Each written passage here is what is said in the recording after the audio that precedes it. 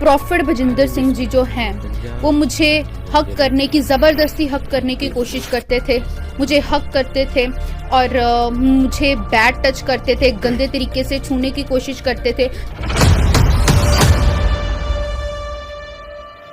तेरे फादर बाहर जाएंगे तो कोई पता नहीं वापस भी आएंगे कि नहीं। मैं सारा दिन ये सोच में रहती थी कि एक कमरे में बंद, कि मुझे नहीं पता मेरा बाप वापस भी आएगा कि नहीं। प्रॉफिट भजिंदर सिंह, तू जो धमकियां देता, तू जो बोलता है कि मैंने जो हरकतें करी, मेरी हरकतों के बारे में कभी किसी को पता नहीं चलेगा, ठीक है। मर गई वो अंशु जिसको तू धमका के डरा के कहता था मुंह नहीं खोलियो।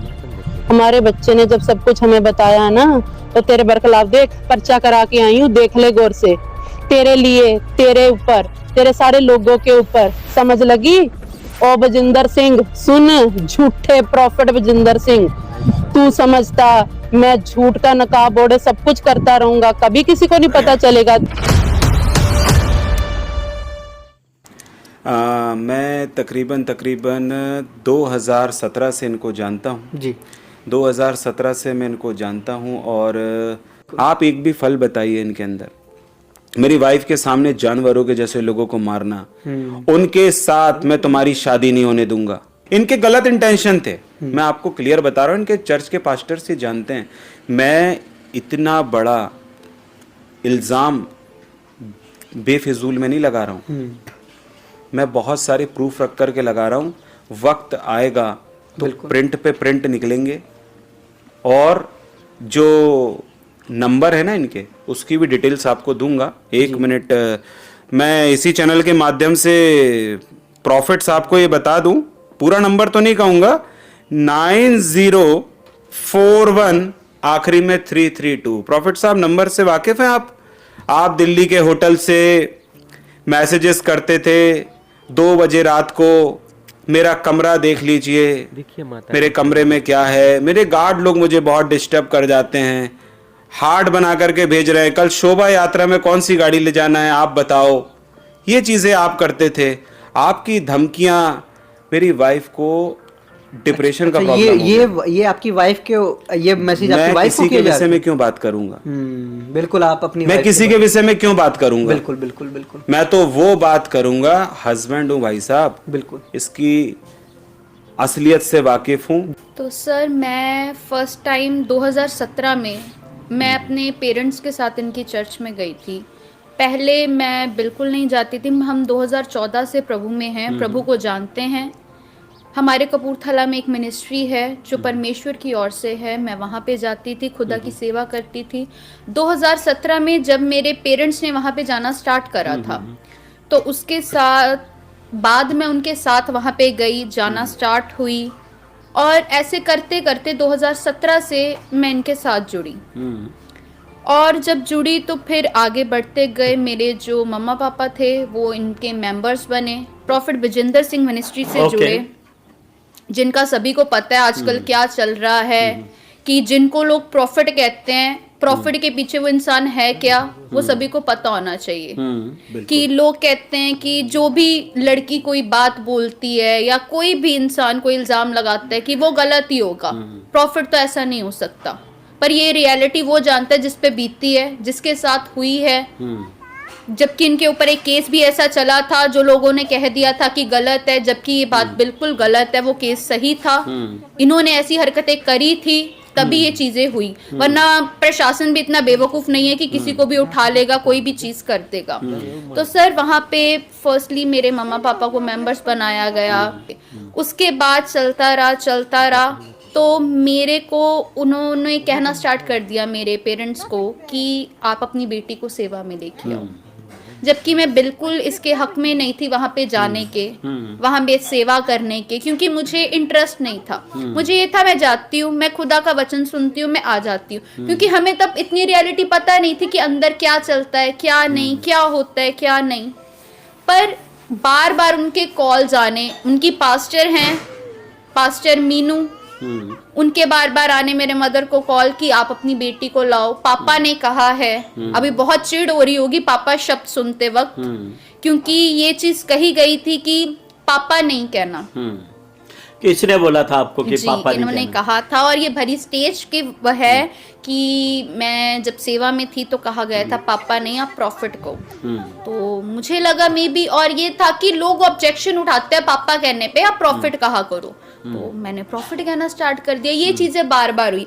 फिर इनके पास्टर अकबर का घर, ये वो, तब मैंने मैसेजेस लिखे कि ऐसा कुछ नहीं है प्रॉफिट जी, आपको गलत फहमी हुई है, क्योंकि मैं इस चीज में इन्वॉल्व ही नहीं हूँ। मैं इन्वॉल्व तो तब हूँ ना जब मैंने ये चीजें करी हो। नहीं, तुमने मुझे धोखा दिया, और अगर मैं तुम्हें कहूँ तुम मुझसे शादी कर लो तो क्या तुम कर लोगी? ये बात प्रोफेट बजिंदर सिंह ने ये उनके कहा। मैसेजेस थे। हाँ, इससे पहले एक पॉडकास्ट हुआ था सर मेरे हस्बैंड का, उन्होंने एक नंबर बोला था 90 लास्ट में 32। ये नंबर याद होगा, किसी का पर्सनल नंबर था, और कहा ये गया था कि ये मेरे ड्राइवर का नंबर है, मैं इसको पर्सनल के लिए यूज करता हूँ। और ये चीज के अगर मैं कहूँ कि मुझसे शादी कर लो तो क्या तुम कर लोगी? ये मैसेजेस आप एक शादीशुदा होने के बावजूद आप जब किसी को कर रहे हो तो इसका क्या मतलब होगा? हाँ, बिल्कुल। उसके बाद ये चीज़ें होनी स्टार्ट हुई, मेरे पे रिस्ट्रिक्शंस लगनी स्टार्ट हो गई। मैं किसी से बात नहीं कर सकती, मैं किसी लड़के से बात नहीं कर सकती। रेस्ट्रिक्शंस किसने लगाई? प्रॉफिट जी ने, प्रॉफिट बजिंदर जी ने रिस्ट्रिक्शन लगानी स्टार्ट कर दी कि आप किसी से कि आप किसी से बात नहीं कर सकती। और फिर बात को घुमाना इस वे में कि तुम नहीं जानती, लड़के गलत सोच रखते हैं, वो बुरे होते हैं, तुम अभी ना समझो, तुम्हें कोई समझ नहीं है। तो मैं भी सोच शायद ये मेरे भले की बात होगी, पर सर ये आगे चल के चीजें इतनी ज्यादा भयानक हो गई कि मेरे सामने अगर कोई लड़का मुझे बुला लेता था या मैं किसी को बात करती थी तो उस बस मेरे सामने मारा जाता था, बहुत बुरी तरह। और मुझे समझ में नहीं आता था मैं रिएक्ट क्या करूं उस बात पे कि मेरे सामने आप किसी को मार रहे हो, और ऊपर से मुझे ये रहता था कि मेरे को भी इसी वे में मारेंगे कि अगर मैं कोई यहाँ पे रिएक्ट करूंगी या कोई बात करूंगी। ये चीजें सर चलती गई। जो फोन का सिलसिला था वो चलता गया फेब तक। फेब के बाद वो नंबर बंद कर दिया गया क्योंकि बात बहुत ज़्यादा बिगड़ने लग गई थी और वो चीज़ें ख़त्म हो गई। उसके बाद जो मुझे साइड करा गया कि मेरा केस चल रहा है, उसमें तुम्हें घसीट रहे हैं, मुझे कैबिन में बंद कर दिया गया कि तुम इससे बाहर नहीं आओगी, तुम कोई लाइव में नहीं आओगी, तुम कुछ करोगी नहीं। रीज़न क्योंकि मेरे बहुत से रिश्ते आने लग गए थे।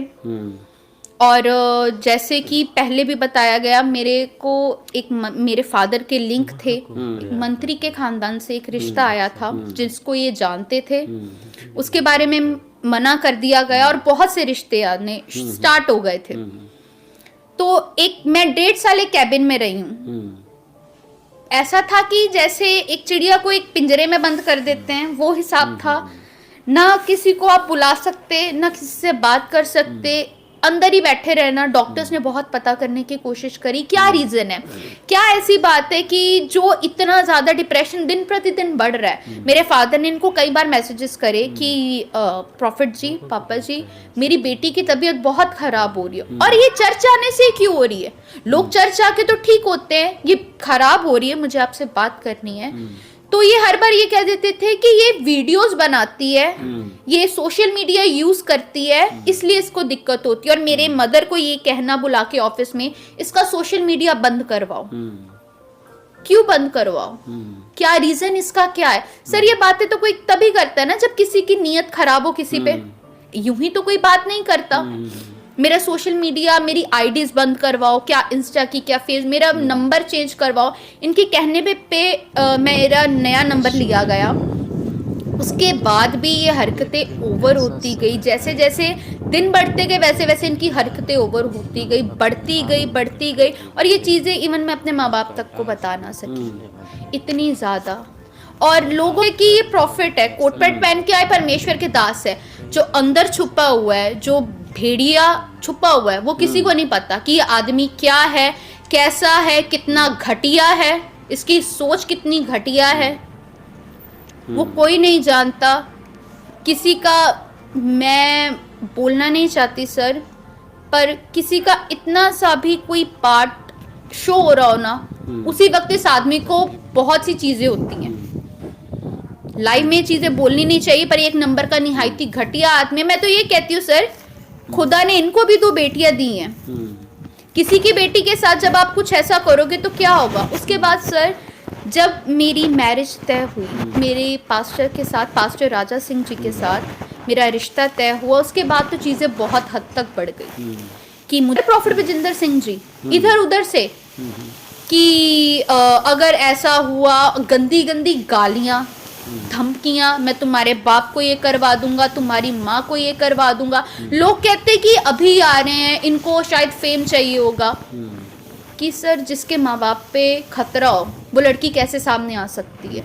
जिसको पता हो कि वो सामने आएगी तो उसके माँ बाप जिंदा भी रहेंगे, पता नहीं कि वो सुबह अपने बाप का वो किया गया। तो उसमें जब ये चीज़ें आई तब उन्होंने, मेरे हस्बैंड जब यहाँ पर आए, उन्होंने मेरे पेरेंट्स को बताया कि ये चीज़ें हैं। और तब जाके ये चीज़ क्लियर हुई कि डिप्रेशन क्या था, वो पैनिक अटैक क्या थे। और सर इस चीज़ में मुझे निकलने में 2 साल लग गए।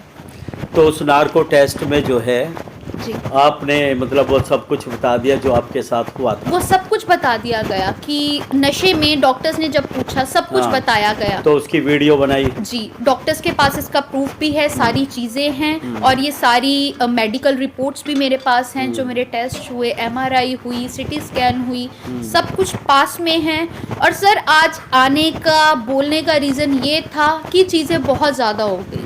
मैं बोलती नहीं, पर जब हद से ज़्यादा बात आ जाए और जब खुद की फैमिली पे आ जाए तो आगे आना पड़ता है। नहीं है, पर इन्होंने अपनी गाड़ी से एक मर्डर तक कर रखा है, अकबर ने? जी। और शायद अभी मेरे फ़ोन में उस गाड़ी की नेम प्लेट का है। अच्छा। वो मैं नेम प्लेट आपको नंबर बताऊंगी। उसी गाड़ी से हुआ था। और ये प्रूफ भी खुद ही दे रहे हैं, बैठे हुए होटल में पास्टर राजा सिंह जी के साथ, और उनको बता रहे भाई ये चीज़ तो हो गई थी, पर अब क्या करूं। बाकी प्रॉफिट जी ने तो संभाल लिया था ये भी कांड, अच्छा। सब कुछ। और वो इनको धमकियां देते हैं प्रॉफिट साहब को कि हमारा क्या बिगाड़ लेंगे, हमारे पास इसके सारे चिट्ठे पड़े हुए हैं। कौन? अकबर? जी, इनके नहीं। सारे पास्टर्स, क्या अकबर, क्या अशोक, क्या धर्मेंद्र, कि रोज रात में कौन सी लड़की चाहिए पापा को, कौन सी दारू चाहिए, कौन सा नशा चाहिए, क्या चीजें चाहिए, 5-5 करोड़ के जिन चाहिए जो नाइजीरिया से मंगवाने हैं। सारे प्रूफ है उनके, साफ बैठ के सर सामने से वो बातें करते हैं। ये क्या ही छुपा लेंगे अपनी बातें कि अभी तो भाई साहब इनके दान कम हो गए हैं। अभी लोगों से, सर आपको पता है शोभा यात्रा के दौरान लोगों से इतना गिरा हुआ कौन हो सकता है। लोगों का तब ना सोना बेच के पैसे दो, और लोगों से 2-2, 3-3 लाख की डिमांड करी। और लोग बेचारे तो देंगे कि परमेश्वर के भवन में लग रहा है।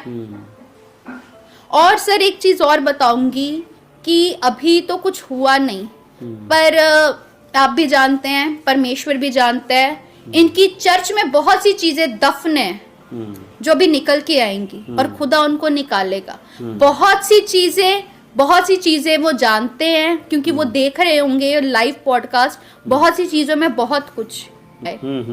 सर कोई आगे कैसे आएगा जब किसी को ये धमकी देगी कि तुम्हारे माँ बाप को ही नहीं छोड़ेंगे। और सर मेरे पास मेरे माँ बाप के अलावा कोई था नहीं उस वक्त, मेरा कोई सपोर्ट करने वाला नहीं था। पर एक्चुअली अभी मुझे ये पता है कि जब तुम खुद को ये शेर कहते हैं, जब सामने सवा शेर हो ना, जिसके पास खुदा हो और जिनके पास एक्चुअल में प्रूफ हो, न्याय हो, सारी चीजें हो, और प्रशासन भी उनके साथ हो, तो डरने की जरूरत नहीं होती। बहुत सी चीजें थी सर जो अभी भी छुपी हुई हैं। तो मैं कहती हूँ कि रहने दे, अभी हम बाहर ना ही निकाले कि अगर कोई हरकत फिर होती है वो तो हम बोल ही देंगे। लोगों के खिलाफ झूठे पर्चे करवाना, ये मैं चाहता, अगर मेरे बस में होता, मैं इन लोगों की बातें ना मानता, तो मैं उसको जाके अपनी चर्च में वापस ले आता, मैं उसको मना लेता। ये इतना बेवकूफ था, ये जानता नहीं था, ये बातें रिकॉर्ड हो रही हैं। और इनके खास पास्टर अकबर जी ने ही बताई कि पापा का ये कहना था। और सर आपको पता है ये ऑफिस में बैठ के क्या काम करते हैं, लोगों के एक्सीडेंट प्लान करते हैं। ये कौन सा यूट्यूबर, मैं सर आपको एक साफ नाम बताती हूँ, चंदन भाई के बारे में ये चीज हुई है और ये बोली भी गई है। पास्टर अकबर जी प्रूफ है, जो इन्होंने सामने बैठ के बात करी कि अब तो प्रॉफिट जी ये करेंगे, एक्सीडेंट दिखाएंगे, पर वो काम हमारी ओर से होगा। भाई साहब इतना कोई बेवकूफ़ नहीं बैठा, याद रख लेना। और इनको लूँ और खुद को लकी समझती हूँ कि खुदा ने अपने दास के साथ मुझे ब्लेस करा, मेरी शादी उनसे हुई। और उसके बाद जो हिम्मत उन्होंने मुझे दी, उन्होंने मुझे यही कहा पहले तुम खुद को स्ट्रांग बनाओ। और सबसे पहला जो खुदा ने मुझ में बल दिया, तो अभी तो कुछ भी हो जाए मैं किसी से नहीं डरती। प्रूफ की बात है, कहीं पे भी खड़ी हो जाऊंगी, क्योंकि बात जब फैमिली पे आती है ना सर, सामने आना ही पड़ता है। बिल्कुल। और ये चीजें बहुत सी सर, जरूरी नहीं इन्होंने चंदन भाई के बारे में बोली, और भी बहुत लोगों के बड़े बड़े नाम हैं कि परमेश्वर के दास जिनके बारे में इन्होंने कही कि इनका शो तो एक्सीडेंट होगा। और सही में सर मैं कहती हूँ सभी को ये रिपोर्ट